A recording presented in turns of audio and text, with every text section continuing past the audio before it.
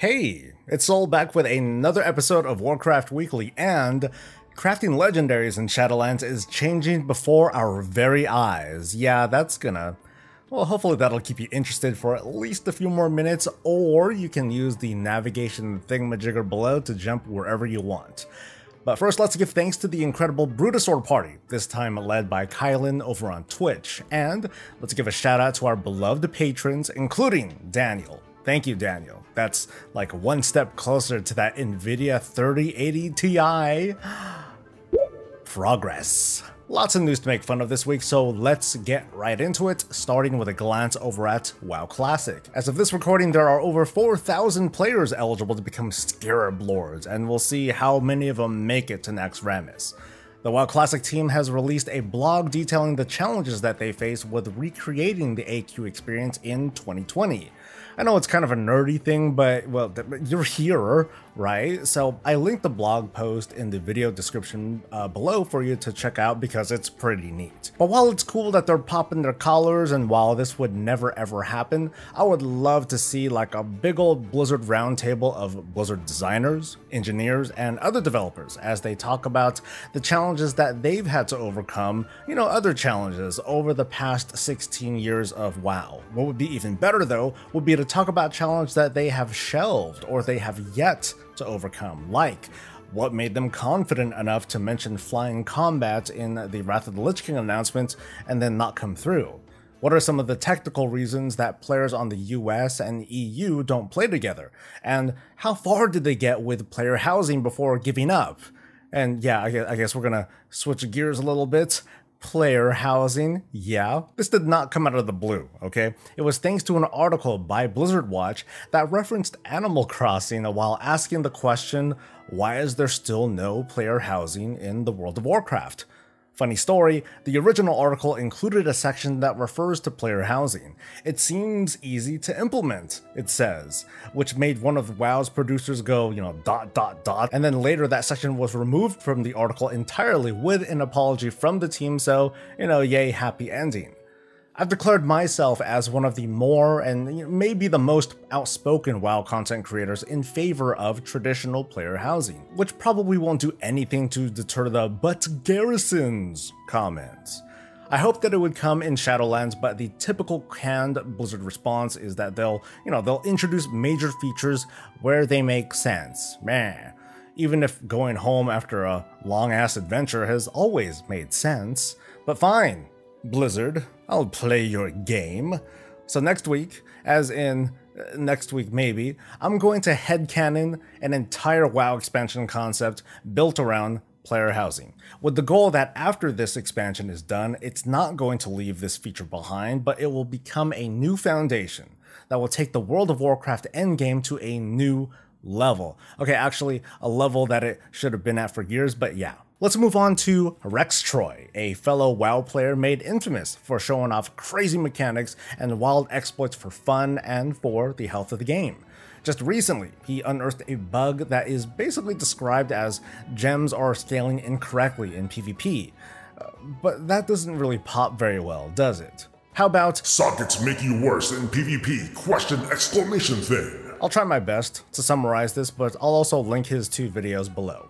PvP combat uses a scaling system that makes it so that a super geared person won't entirely one-shot a not-so-geared person when they actually should. That's to at least give that person a slight fighting chance to get away or survive long enough for reinforcements.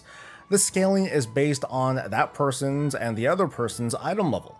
The difference turns into a hidden bonus that lets the lower item level person deal more damage and take less damage than the higher item level person.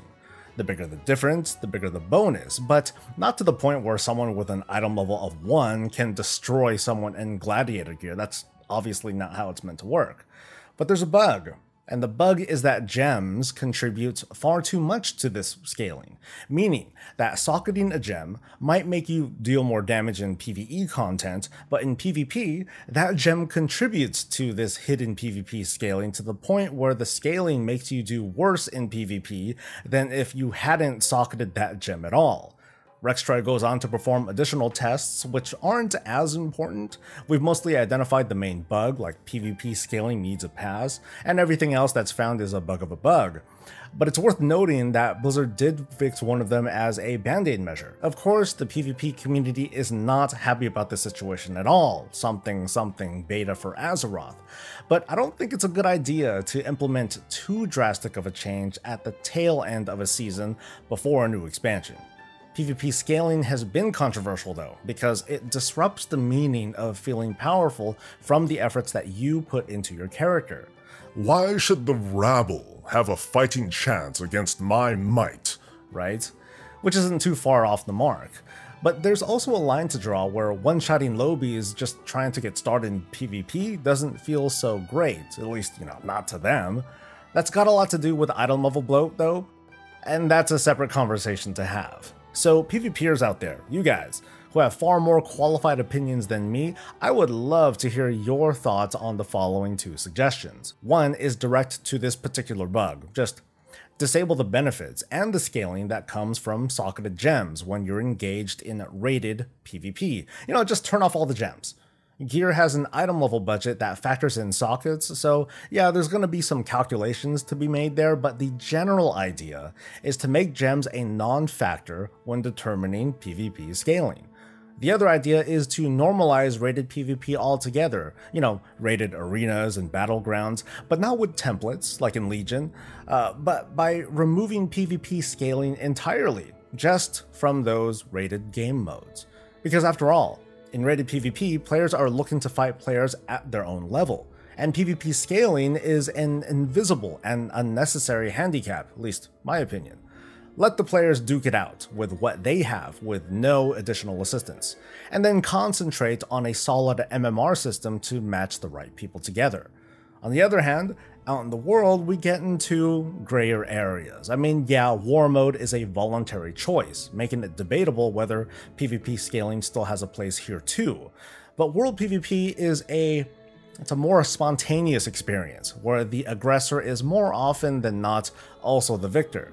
A few seconds of life expectancy isn't too much to ask for, I think. Now let's move on to some beta stuff. And as usual, we've got a pretty meaty build, but we still have a lot of questions to ask. This build updated the way legendaries are being crafted. So this is a follow-up from my earlier video on how crafting professions can make these different versions of the base ingredients of legendaries in Shadowlands that can let you create legendaries with an item level of up to 235.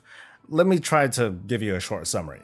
In order to craft a legendary, you need the Runecarver's memory of that legendary, which can come from a variety of sources like a raid boss, or reputation, or a PvP vendor.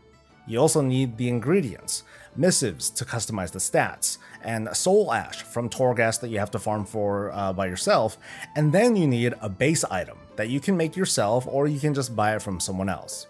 From there, you just talk to this Runecarver guy, and then he does the work of, balling it all up in his hand, smashing the ground, and ta-da! Legendary! Many people were concerned about the inevitable scenario where they might have a rank 1 legendary, but really want to upgrade it to a rank 4 somewhere down the line. How do you do it? This new build has revealed some new information, so I think I know how, alright? I think I know how. I don't know for sure, but I have a good guess. When you talk to the Runecarver, he offers to either craft or upgrade a legendary, which is, at least a no-brainer. So let's upgrade one. Here in the middle, you deposit one of your existing legendaries into the center here. I threw in my rank 1 Shadowghast helm, whoop-de-doo. But now there is this missing reagent below, and I don't know what it is, really. My guess is that it's to put in a new base item, a higher base item, so we can upgrade the legendary from rank 1 to rank whatever. There are two possibilities here. The first is that legendaries have to be upgraded in a sequence from rank 1 to rank 4. That means you need all 4 base pieces and then upgrade them over and over again until you get to your desired rank. So this has a consistent feeling of incremental progression, and it keeps all the base items circulating in the open market. But of course, there's no doubt that some people won't like going through the hassle of counting from 1 to 4. The other possibility is that you can jump straight to a rank 4 from any of your existing legendaries, including doing it from scratch. That means just like in the previous beta build, you can use a rank 4 base item to make a rank 4 legendary straight away. Or you can upgrade a rank 1 straight to a rank 4. Or you can upgrade a rank 1 to a rank 3 to a rank 4. I mean, it sounds worse than it actually is. This makes the market for base items a bit more volatile though, as rank 4s will obviously be the best selling item, eventually, and the other base items will be sold on demand because a player settled for wanting XYZ legendary right now. Maybe they'll pay a higher price, but as always, it depends on the economic health of your realm. What's important though, is that regardless of the method used, the material and the currency cost to make this rank 4 legendary or to upgrade an existing lower rank legendary up to a rank 4, all of this stuff ought to come out even. You shouldn't be spending more of these materials or having to farm more or otherwise be punished because you're either upgrading or you're just making something outright. And of course, beta. Now that I've said all this, I'm going to try and steer away from this subject for a while until we go live, and then I'll have a guide on how to craft these base items as well as crafting legendaries in general. Closely related to the topic of legendaries though, many of these recipes now have a source, up from just being on a PvP vendor the other week. Reputation, as well as raid bosses have been added as sources, and it's not so bad of a farm. The reputation locked recipes only require honored rep, meaning it's likely that you'll take longer getting the materials for the recipe than the recipe itself. Meanwhile, the recipes from raid bosses seem to have been crammed mostly into the loot tables of the last 3 bosses of Castle Nathria. Not sure if this is a placeholder before they're divvied up into other locations, but if these are the sources, it's only a small relief that they drop from any difficulty, including Raid Finder difficulty. Given their account-wide nature, we can at least count on players who are there in LFR strictly for recipes to bring their mains so they can annihilate these last 3 bosses. It's just gonna kind of suck if and when we run into a situation where like that second to last boss is killed and then half the raid bounces. Small pivot here, an interesting development in the Castle Nathria loot tables, which by the way are still super placeholder. Like we don't even have a positive on what item levels are gonna be like. And weapons in Nathria aren't going to simply drop. Instead, there will be tokens that drop from the instance that you turn in at your sanctum to receive a weapon, presumably of your choice. And I'm a little bit weirded out by this. This can be a good thing, or maybe I'm hardwired to think this, because with a token, I can choose the weapon that I want and choice is good. Right. You know what? While you guys are on the toilet, how about those of you who are excited about this change convince us why this is great in a comment while I share all the concerns that immediately came to my head when this news dropped. You know, give and take, something community. It's a token. It's a token. That means when it drops, people are gonna be like, ooh, can I leave raid so I can bum my ass all the way over to the sanctum and then get the weapon, and then enchant it, and then apply an oil or a sharpening stone, please, soul, please, can I get a summon, dude, please, yeah? You know exactly where I'm coming from. So here are a few questions. How will these tokens be treated when it comes to personal loot? Will they be treated like conduits on an entirely separate role? Will these be tradable among other players? And more importantly, will there be trading restrictions based on whatever?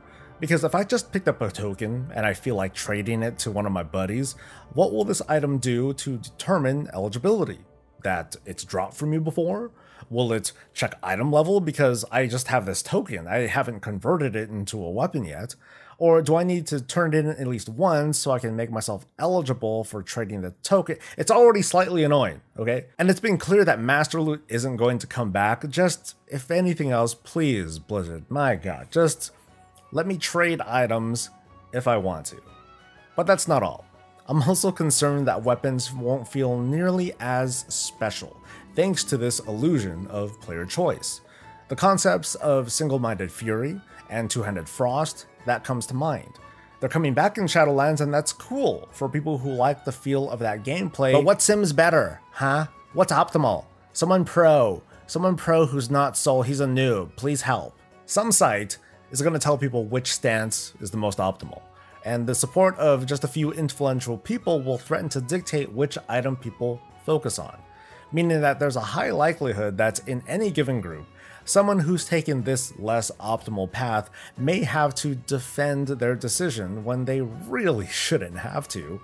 That's probably a bit extreme, but that's the WoW that many players live in today, where that 2% parse or calculation matters, where the freedom to make choice is challenged by the pressure to conform to the popular one. This week's build also disconnects players from the Heart of Azeroth related buffs even further. Astra something or other, it's going to have its primary stat proc fully disabled while you're in the Shadowlands, as the Cloak is connected to the Heart, and the Heart is connected to Azeroth, and the Azeroth's connected to the something. And so as usual, reactions have been mixed. Like, boo, this is as bad as Legion legendaries being disabled, that sort of thing. But let's consider what is trying to be done here. This proc grants 359 of your main stats, more than 10 times the main stat that you get on the Cloak itself. Here's the character sheet of my transferred paladin, who had an item level of like 470 or so before the squish.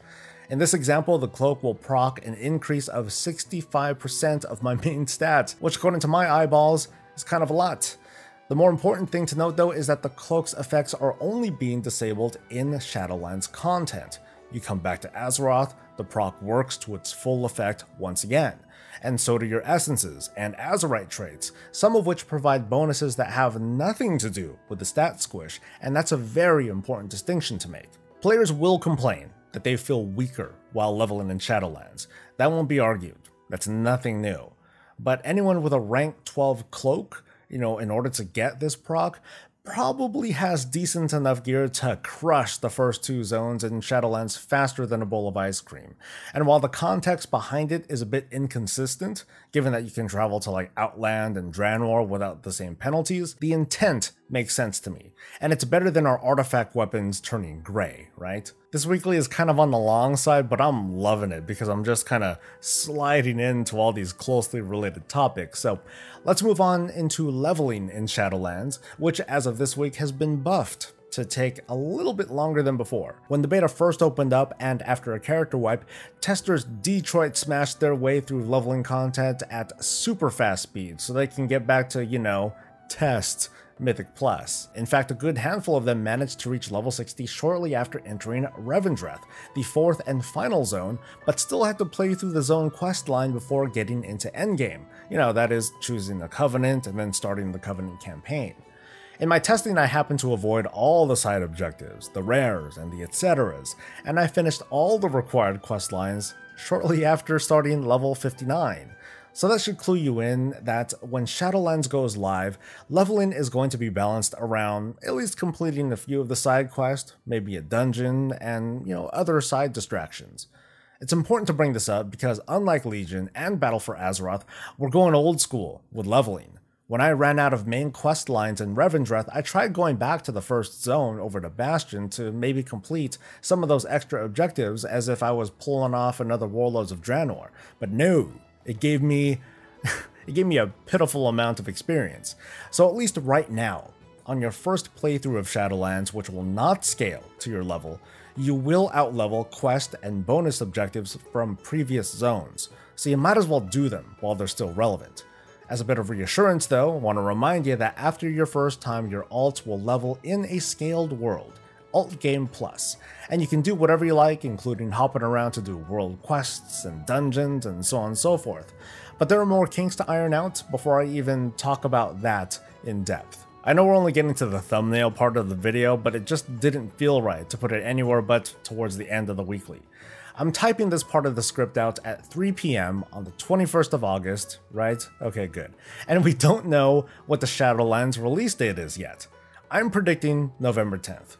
Many are predicting as early as October 6th, which is less than 2 months from now, and I've explored the feasibility of both launch dates, and they fit. Our speculation has been based on scraps of knowledge, the apparent corruption resistance cap, the current state of the beta, the alignment of the planet, and it goes on. This year's Gamescom is going totally digital and begins less than 1 week from today. And yes, Blizzard, or Activision Blizzard, is going to participate. That means next week's weekly could be the weekly to to mark the weekly that celebrates the launch date of Shadowlands on the weekly, or, well, you know, you get it, that we know when it's gonna come out, maybe next weekly. A subject that comes up less often though, what if Shadowlands is just late? Yeah? What if the original goal of launching in 2020 isn't going to be met? It sounds like blasphemy, right? But let's first dispel the notion that Blizzard has a gun to its head and must deliver Shadowlands to meet the street date, which hasn't been announced. Yes, they would disappoint investors, and they would cause uncertainty, leading to a dip in Activision stock, but frankly, for folks like you and me, the delivery ultimately comes before the promise. A delayed game is eventually good, but a rushed game is forever bad, said someone before the days of patches and persistent MMOs, but it still works well enough. Like many have said, I just want Shadowlands to be good, and if that takes longer than expected, shoot, I have a holiday season's worth of games to think about playing, but ultimately not do it because, well, gaming's an expensive hobby compared to just enjoying the World of Warcraft, so damn, Shadowlands needs to come out like now. Now. Well, that didn't work out so well. My opinion, Shadowlands is not in a good state to be released in October, but it can. It's likely to be in a much better state to release in November.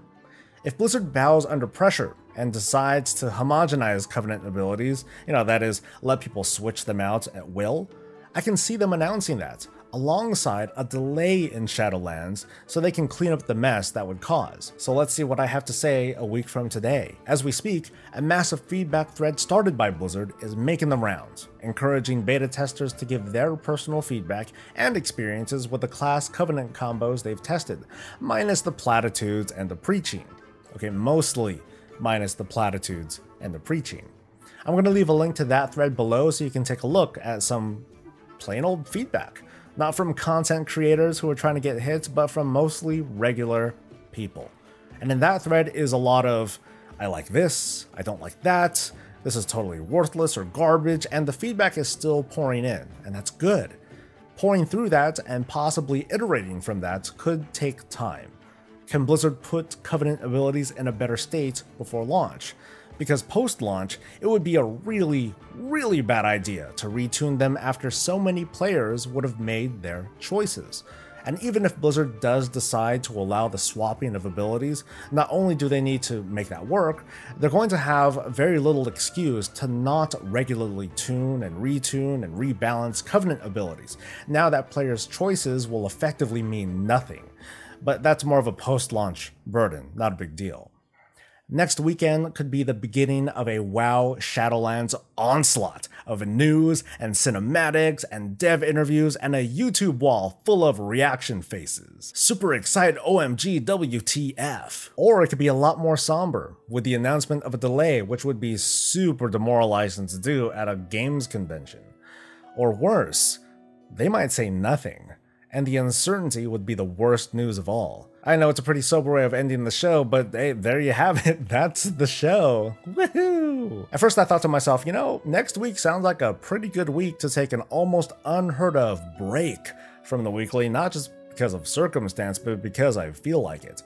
But yeah, with Gamescom, I don't think that's gonna happen. In fact, next week's going to be pretty busy, with coverage of some of the Covenant activities, and if I can, I'll go through with dumping an entire expansion's worth of headcanon to make player housing work because it's just, well, really easy. This felt like a pretty long weekly to record, so I want to thank you viewers, friends, and followers for making it to the end. I would appreciate a ton if you were to like this video if you enjoyed yourself, and to subscribe for more of this and all things Warcraft. We'll see you later. Until then, stay safe, stay healthy, and stay breezy.